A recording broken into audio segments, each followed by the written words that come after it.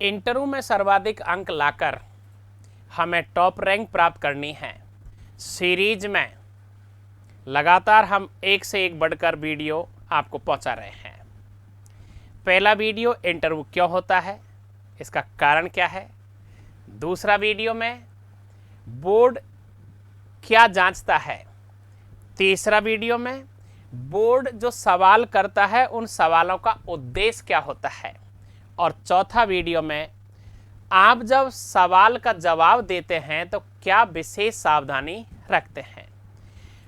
पांचवा टॉपिक जो शानदार आपके सामने है वो है इंटरव्यू एक कला है। इंटरव्यू एक कला है और यदि आपके पास नहीं है ये कला तो इसे विकसित किया जा सकता है। यही सबसे महत्वपूर्ण बात है। कारण स्पष्ट रूप से समझ लीजिए, कौन बनेगा करोड़पति में हमारा कतई ध्यान नहीं जाता है कि अमिताभ बच्चन साहब क्या सवाल करेंगे। हमारा ध्यान जाता है अमिताभ बच्चन साहब क्या एक्टिंग से सवाल करेंगे। क्लियर हुआ सवाल। तो इंटरव्यू एक कला है, इसे विकसित किया जा सकता है। तो आज का टॉपिक बेहद शानदार,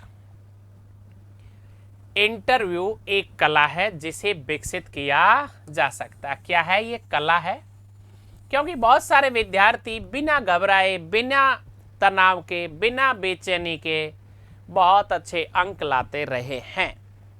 इसीलिए ये वीडियो आप तक पहुंचाया जा रहा है। तो तैयार रहे प्रिय विद्यार्थियों, इस कला को आप कैसे विकसित करेंगे। तो देखिए किस प्रकार की कला को आपको मॉक इंटरव्यू में विकसित करना है।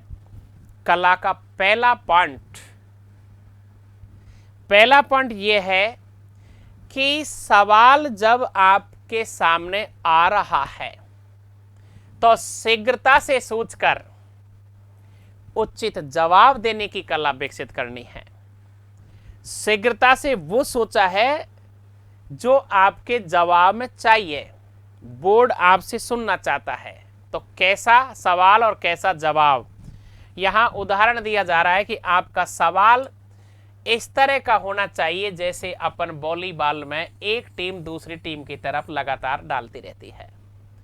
बोर्ड ने आपसे सवाल किया, शीघ्रता से आपने शानदार तरीके से सोचा और बहुत ही तार्किक दृष्टि से तर्कसंगत जवाब दिया। ये आपका पहला कला विकसित अपन को करनी है। दूसरी कला क्या है हमारी, दूसरी कला है कि बहुत बार हो ही जाता है ऐसा, क्या हो जाता है, गलती हो जाती है। गलतियां होती है हर कैंडिडेट से, हर उम्मीदवार से गलतियां होती है, लेकिन गलती को तत्काल भांप लेना और तत्काल गलती को भांप करके इंटरव्यू जिस समय निराशा की ओर जा रहा है तत्काल भांप करके रोमांचक स्थिति में पैदा कर देना। रोमांच स्थिति में पैदा कैसे करेंगे, प्रत्याशी की बोलने की कला। अर्थात एक लाइन सुनिए, कौन सी लाइन है वो देखिए। एक प्रत्याशी, एक उम्मीदवार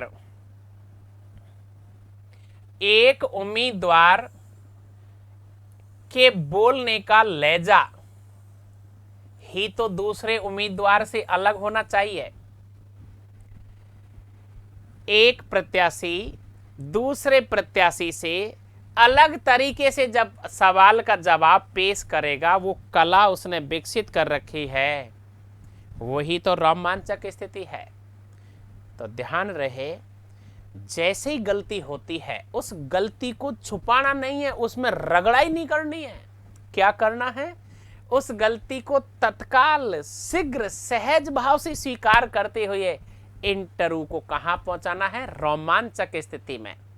जैसे कौन बनेगा करोड़पति में कभी कभार गंभीरता आती और क्या शानदार रोमांचक स्थिति बनती है। तीसरा पॉइंट यह है कि अनेकों बार क्या होता है, सवाल जब किए जाते हैं तो बहुत देर तक उम्मीदवार मौन रहता है, बोलता नहीं है। ऐसी स्थिति में बोर्ड हक्का बक्का सा रह जाता है।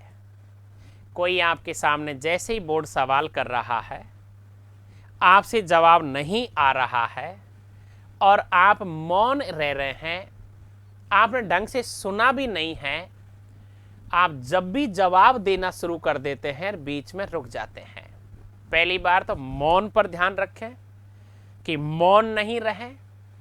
दूसरी बात, जैसे ही आप सवाल का जवाब देना शुरू करते हैं, जब तक बोर्ड कोई अगली वार्तालाप की ओर नहीं बढ़ता है, अगले सवाल की तरफ नहीं बढ़ता है, चेयरपर्सन, एक्सपर्ट और मेंबर, आप रुके नहीं। यदि आप जब रुक जाएंगे तो आपकी तरफ बोर्ड देखता रहता है। ये कला आपको विकसित करनी है।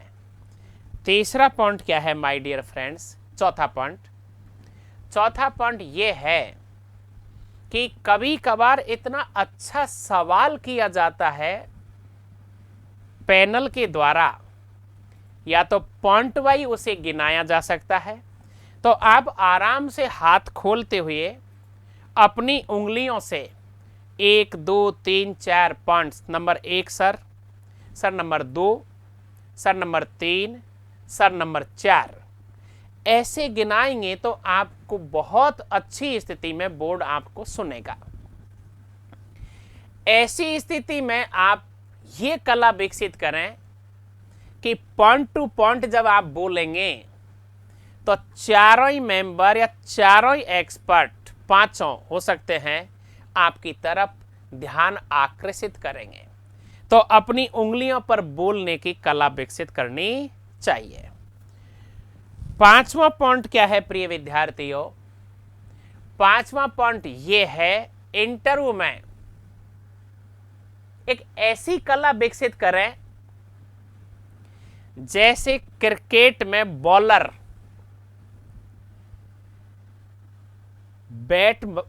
बैट्समैन को किस तरह से घुमा देता है। बैट्समैन सोचता क्या है, कैसे मारना, डायरेक्ट स्टंप पर लगती है बॉल।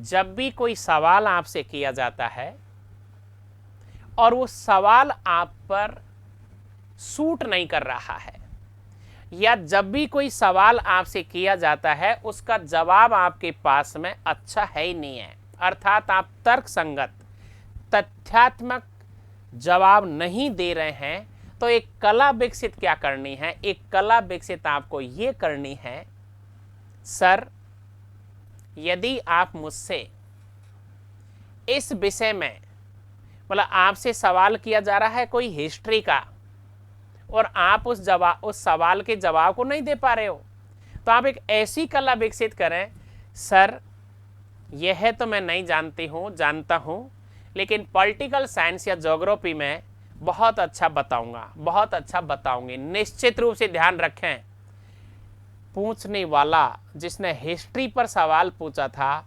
वाकई में ईमानदारी से वो ज्योग्राफी और पॉलिटिकल पे आ जाता है। ये कला विकसित जिस विद्यार्थी ने कर ली, वो अपने इंटरव्यू को बहुत रोमांचक स्थिति में ले जाता है और जितना चाहता है इतना ही उसे नंबर बोर्ड देता है। और ये कला सामान्य है, लेकिन इसकी खास बात यह है, यदि आपसे एक्सपर्ट और मेंबर चेयरपर्सन ने हिस्ट्री का कोई सवाल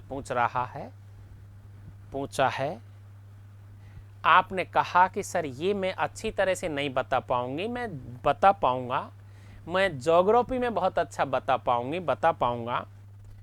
यदि ज्योग्राफी का, इकोनॉमिक्स का, आपके पसंदीदा विषय का यदि सवाल किया जाएगा, वहां आप सॉरी नहीं बोल सकते। तो एक ऐसी कला विकसित कर लें कि जब भी कहीं फंसे तो आप अपने मनपसंद का टॉपिक, मनपसंद का सब्जेक्ट सामने ला सकते हो।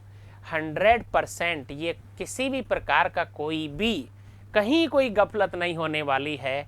100% चेयरमैन, एक्सपर्ट, मेंबर आपसे यही पूछेगा और आपके इंटरव्यू को बहुत अच्छी स्थिति में आप पहुंचाने की कला विकसित कर चुके होंगे। तो माय डियर फ्रेंड्स, यही वो कला विकसित करनी है। सबसे महत्वपूर्ण खास बात, सुबह 9 बजे से शाम की 6 बजे तक चेयरपर्सन, मेंबर और एक्सपर्ट इंटरव्यू लेते हैं। और आईएएस और आरएएस के इंटरव्यू लंबे समय तक चलते रहते हैं। तो क्या होता है, अनेकों बार ऐसी स्थिति आ जाती है कि सवाल क्या करें। तो बहुत बार संयोग से बहुत सारे उम्मीदवारों से खुद चेयरपर्सन ही या एक्सपर्ट या मेंबर पूछ लेते हैं, चलिए बताइए क्या पूछा जाए, क्या तैयार करके लाए हो, क्या तैयार करके आए हो, आपका कौन सा विषय अच्छा है जिसमें से आपसे सवाल किए जाएं।